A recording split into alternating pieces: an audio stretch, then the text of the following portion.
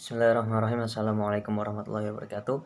Perkenalkan, nama saya Dimas Prabowo. Di sini saya selaku mahasiswa dari Universitas Islam Negeri Malang dari jurusan Pendidikan Agama Islam. Baik, di sini pertama-tama saya ucapkan terima kasih kepada Bapak Rumah Mubarak selaku dosen pengampu dari mata kuliah Teosofi. Baik, di sini saya akan menjelaskan tentang pengertian teosofi. Nah, kata teosofi diambil dari bahasa Inggris. Ya, jadi teosofi diambil dari dua kata, theos dan sophia. Theos yang berarti Tuhan dan sophia berarti kebijakan. Nah, dalam arti lain, teosofi diambil atau dibagi menjadi dua, yaitu tentang teologi dan sufisme, atau biasa kita sebut dengan tasawuf. Ya. Nah, sedangkan teosofi yaitu ilmu yang mempelajari tentang Tuhan. Nah, sedangkan sufisme yaitu ilmu yang mempelajari tentang bagaimana cara kita untuk mensucikan diri dan membersihkan akhlak diri kita. Seperti itu. Nah, untuk masa perkembangannya, teosofi dibagi menjadi dua, yaitu pada zaman Yunani kuno dan zaman Islam. Sedangkan sufisme itu ada masa perkembangan, ada masa pembentukan, ada masa konsolidasi, ada masa filosofi, ada masa kemurnian, dan ada pada abad ke-9, 10 dan seterusnya. Seperti itu. Baik, di sini kita juga akan membahas tentang tasawuf, ya. Jadi tasawuf itu diambil dari kata salafah, ya. Salafah kalau dalam artian yaitu orang yang menggunakan word, atau bisa kita sebut dengan sufi, yang kita kenal sebagai orang-orang sufi. Nah, akan tetapi pengertian sufi ini banyak sekali. Ada yang mengartikan orang dari keturunan orang-orang ahlu sofa, ada juga yang mengatakan bahwa sufi itu adalah orang-orang yang ketika sholat berada di saf terdepan, dan ada juga yang mengatakan bahwa sufi itu diambil dari nama makanan atau tumbuhan seperti sayuran yang dimakan oleh mereka, dan ada juga yang mengatakan bahwasanya orang sufi itu diambil dari kata orang yang memiliki rambut di tengkunya, seperti itu. Nah, dan tasawuf falsafi itu adalah tasawuf yang menggabungkan antara visi mistis dan visi rasional sebagai penggagas, seperti itu. Nah, baik, di sini kita juga akan mengenal yang namanya Al-Ghazali. Nama asli dari Al-Ghazali adalah Abu Hamid Muhammad bin Muhammad Al-Ghazali, yang mana ia lahir di kota Gaza, ya, pada tahun 1058 Masehi atau 450 Hijriah, seperti itu. Nah, pokok pemikiran dari Al-Ghazali adalah yang pertama, perasaan tarik-menarik antara rasa duniawi dan rasa akhirat, atau dalam pencarian ilmu dunia dan ilmu akhirat, seperti itu. Nah, yang kedua yaitu ia merasa bahwa kesadarannya atas ilmu-ilmu yang tidak bermanfaat dalam hal untuk mencapai kehidupan atau kebahagiaan di akhirat, seperti itu. Dan pemikiran-pemikiran yang lainnya masih banyak lagi. Nah, lalu ada sebab-sebab psikologis, ya, yaitu ada keraguan filosofis, ada keraguan metodologis, dan ada keraguan metafisis. Nah, Al-Ghazali ini memiliki karya-karya tulis, ya, yaitu seperti karya tulis dalam hal filsafat, lalu ada dalam hal fikih dan usul fiqh, ada dalam bidang akhlak, ada bidang tasawuf, dan ada dalam bidang tafsir, seperti itu.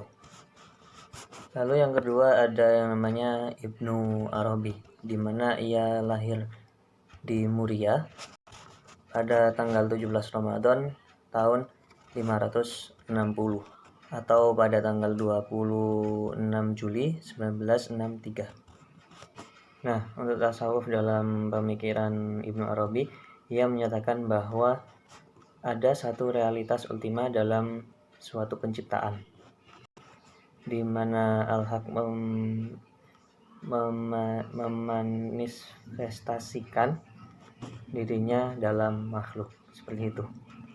Lalu Ibnu Arabi juga membedakan antara Tuhan dengan alam dan juga antara Tuhan dengan makhluk ciptaannya atau dengan wujud alam. Jadi tidak sama antara Tuhan dengan wujud alam, seperti itu.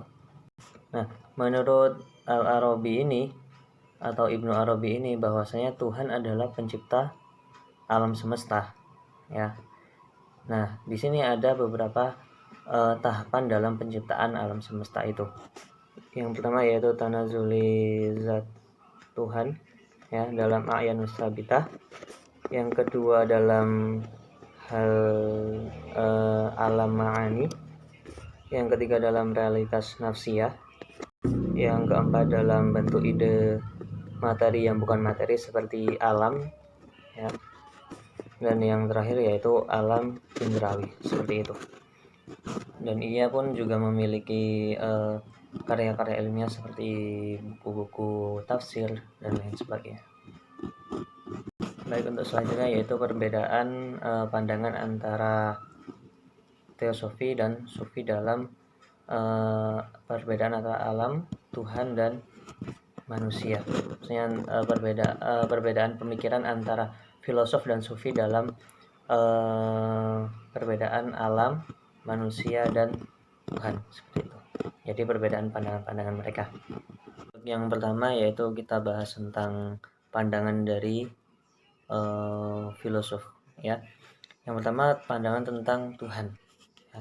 Dalam pandangan mereka bahwasanya Tuhan itu adalah penggerak utama atau pencipta utama alam semesta ini.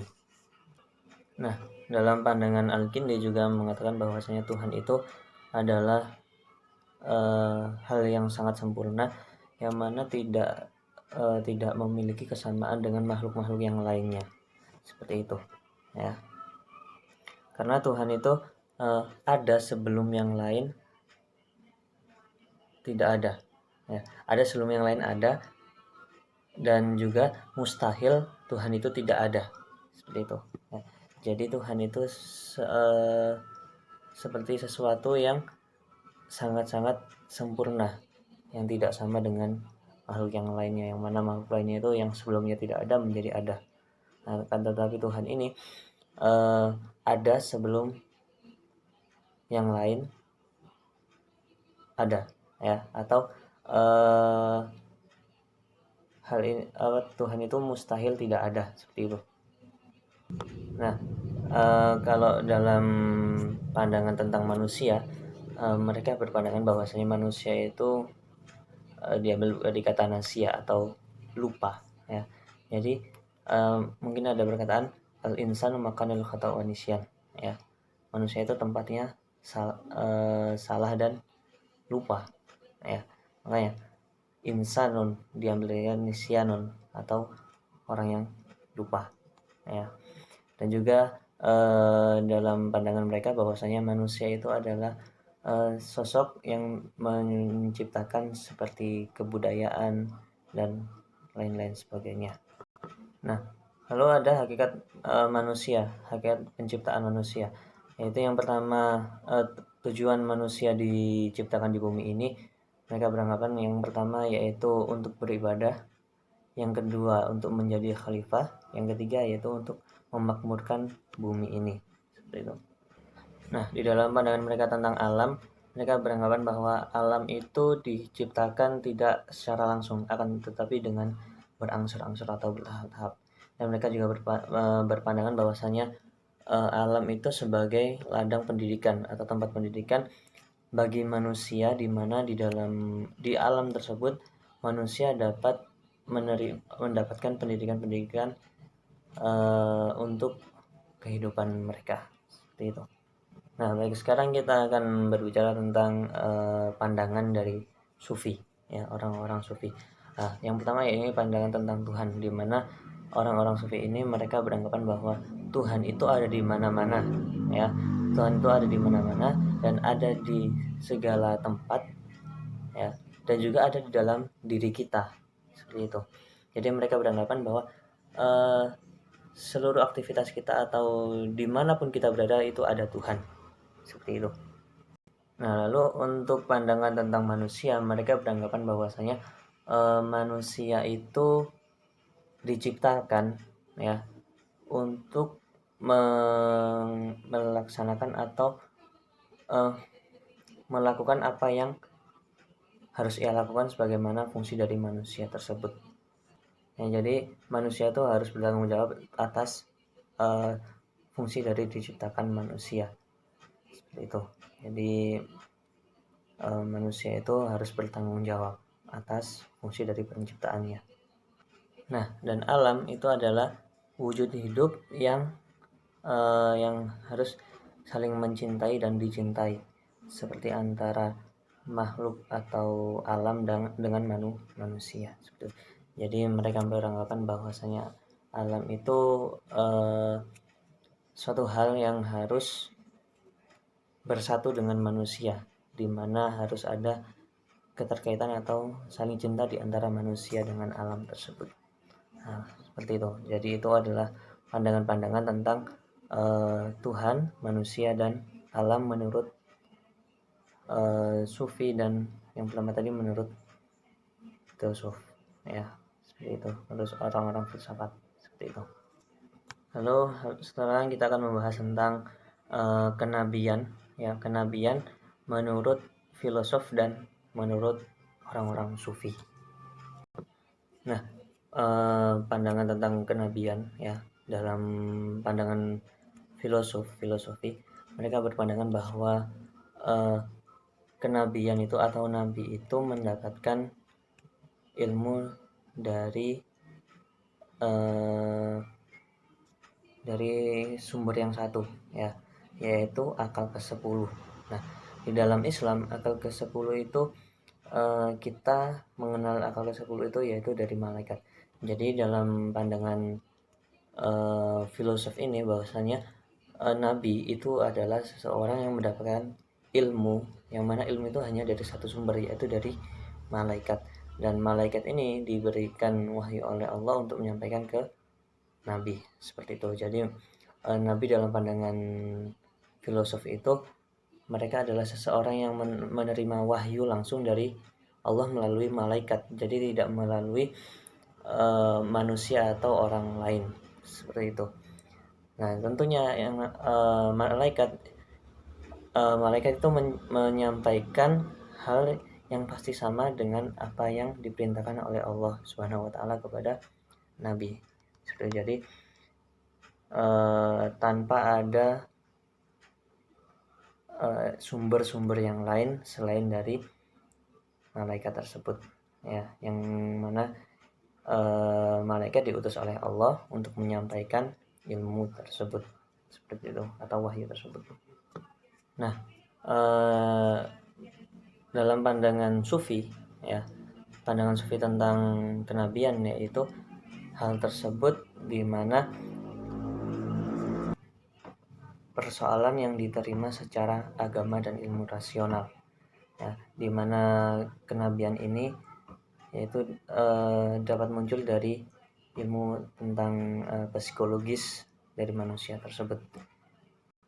Jadi mereka beranggapan bahwasanya kenabian itu adalah peristiwa tentang persoalan yang tentang agama dan pemikiran yang rasionalis, di mana hal tersebut itu suatu fenomena psikologis, seperti itu. Nah, jadi dapat kita simpulkan bahwasanya antara pandangan dari filosof dan Sufi dan orang-orang Sufi itu berbeda, ya, seperti itu. Nah, baik, mungkin cukup sekian. Saya mohon maaf apabila banyak kesalahan, ya. Saya ucapkan terima kasih kepada Bapak Rumah Mubarak selaku dosen pengampu dalam mata kuliah ini, dan saya terima kasih banyak atas segala ilmu yang telah Bapak berikan. Mohon maaf bila kami masih banyak kesalahan. Terima kasih. Wassalamualaikum warahmatullahi wabarakatuh.